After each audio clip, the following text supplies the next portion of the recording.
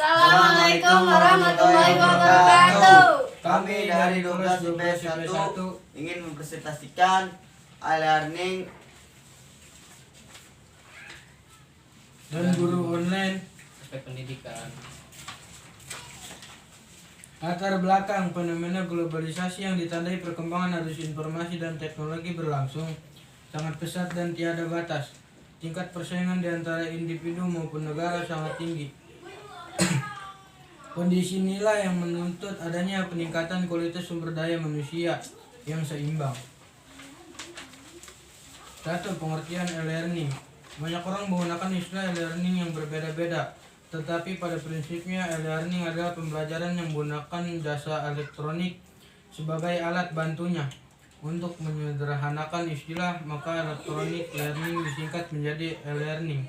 Kata ini terdiri dari dua bagian, yaitu yang merupakan singkatan dari electronic, dan learning yang berarti pembelajaran. 2. Tujuan e-learning: meningkatkan akses terhadap kesempatan belajar. C. Mengembangkan keterampilan dan kompetensi. 3. Karakteristik e-learning: A. Memanfaatkan jasa teknologi elektronik. Guru dan siswa.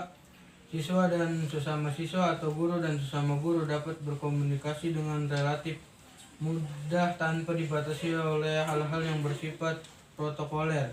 B. Memanfaatkan keunggulan komputer atau digital media dan komputer. Menggunakan bahan ajar bersifat mandiri, disimpan di komputer sehingga dapat diakses oleh guru dan siswa kapan saja dan di mana saja bila yang bersangkutan memerlukannya. C. Memanfaatkan jadwal pembelajaran, kurikulum, hasil kemajuan belajar, dan hal-hal yang berkaitan dengan administrasi pendidikan dapat dilihat di setiap saat di komputer. 4. Aspek-aspek dalam pengembangan e-learning. Yusanto dalam Mukmin dalam Hartoyo mengatakan bahwa keberhasilan memanfaatkan teknologi ditentukan oleh 4 komponen yang saling berkaitan. Ketidakhadiran atau kurang optimalnya kualitas salah satu komponen saja dapat menyebabkan keseluruhan sistem tidak dapat berfungsi dengan baik. Keempat komponen itu adalah teknor, commandware, C. Orgaware, D. Infoware. B. Pembelajaran bahasa Indonesia. Pengertian pembelajaran. Dalam penggunaan sehari-hari, istilah pembelajaran seringkali disamakan dengan istilah pengajaran, padahal kedua kata tersebut memiliki kata yang berbeda. Pembelajaran berasal dari belajar, sedangkan pembelajaran berasal dari kata mengajar. 2. Pembelajaran bahasa Indonesia.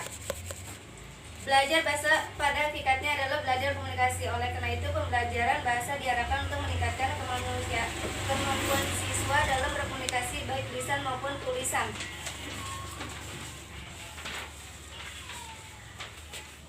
Aspek-aspek tersebut sebagai petunjuk dalam kegiatan pembelajaran. Prinsip-prinsip belajar bahasa dapat disarikan sebagai berikut. Siswa akan belajar bahasa dengan baik bila diperlakukan sebagai individu yang memiliki kebutuhan dan minat, diberi kesempatan beraktivasi dalam penggunaan bahasa secara komunikatif dalam berbagai macam aktivitas. C. Bila ia secara sengaja memfokuskan pembelajaran kepada disebarkan dalam data kultural dan pengalaman langsung dengan budaya menjadi bagian dari bahasa sasaran. E. Jika menyadari akan peran dan hakikat bahasa dan budaya. P. Jika diberi umpan dibalik yang tepat menyangkut kemajuan mereka. G. Jika diberi kesempatan untuk mengatur pembelajaran mereka sendiri. E-learning sebagai media pembelajaran bahasa Indonesia. Media merupakan sarana komunikasi bagi masyarakat. Media ini biasa merupakan korban majalah TV, radio, telepon, dan internet. Media dapat dikelompokkan berdasarkan bentuknya, yaitu media cetak dan media elektronik. 1. Motivasi, minat atau tindakan. 2. Menyajikan informasi. 3. Memberi instruksi. Sedangkan menurut Westia, fungsi media pendidikan ada 3. Pertama, edukatif, artinya pendidikan yang mengandung nilai-nilai pendidikan. Baik. Kedua, fungsi sosial, artinya dengan pendidikan hubungan antara guru dan siswa.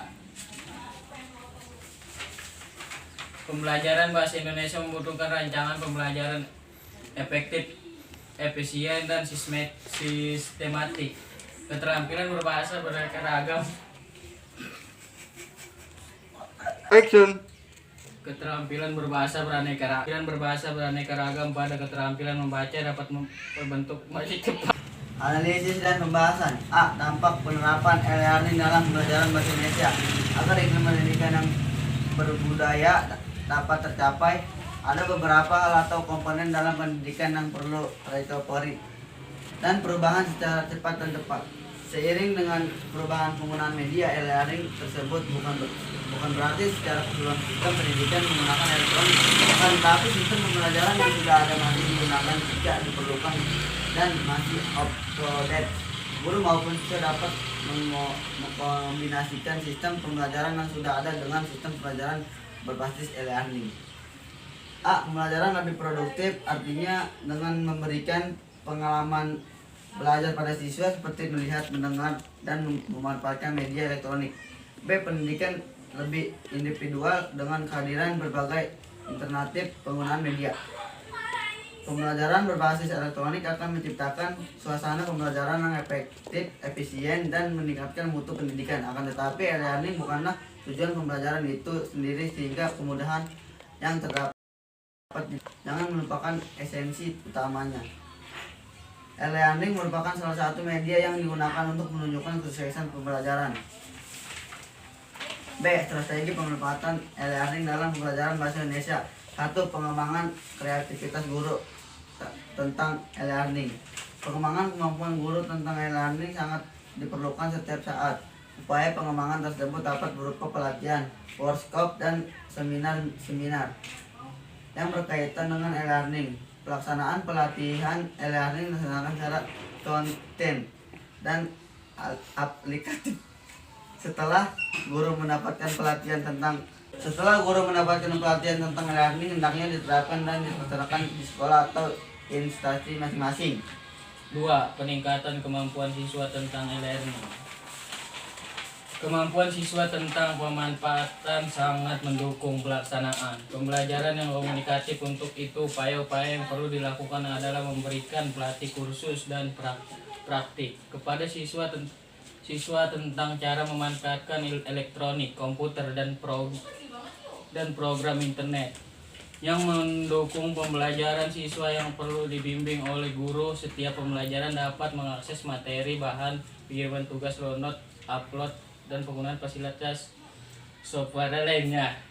3. Penyediaan media e-learning di lembaga yang bersangkutan. Media pembelajaran adalah sarana pembelajaran yang digunakan oleh guru sebagai proses transfer ilmu kepada siswa. Pemanfaatan media pembelajaran yang relevan tentunya akan mempengaruhi proses pembelajaran karena dapat meningkatkan efektivitas dan kekondusifan pembelajaran. Begitu juga dengan pembelajaran berbasis e-learning. Ketersediaan media elektronik di sekolah merupakan hal yang penting perlu diperhatikan. Pihak sekolah harus menyediakan media tersebut sesuai kebutuhan dan jumlah siswa yang ada. Selain itu, media pendukung lainnya juga perlu diperhatikan agar pembelajaran dapat berjalan dengan kondusif. Kesimpulan, pemanfaatan e-learning di institusi pendidikan terbukti memberikan andil dan peran yang sangat penting di dalamnya. Hal tersebut salah satunya dapat dilihat dalam pembelajaran bahasa Indonesia, yang sekarang ini sudah sangat membutuhkan media teknologi elektronik sebagai media. Berbagai macam jenis materi dan penugasan sudah menggunakan media elektronik, internet. Peran dan fungsi tersebut untuk mempercepat pelaksanaan pembelajaran bahasa Indonesia sesuai dengan kurikulum yang berlaku. Salah satu contoh pemanfaatan media pembelajaran berbasis e-learning dapat dimulai dari pengumpulan tugas oleh siswa kepada guru. Kemudian siswa mengirimkan melalui website mata pembelajaran yang berkaitan dimanapun dan kapanpun, sehingga hasil tulisan tersebut dapat diakses dan dibaca oleh semua siswa, serta dapat diketahui kelebihan dan kelemahan tugas dari masing-masing siswa. Kemudahan dan keberagaman model pembelajaran learning dapat meningkatkan mutu pembelajaran bahasa Indonesia pada khususnya dan pembelajaran lain pada umumnya. Saya akhiri. Wassalamualaikum warahmatullahi wabarakatuh.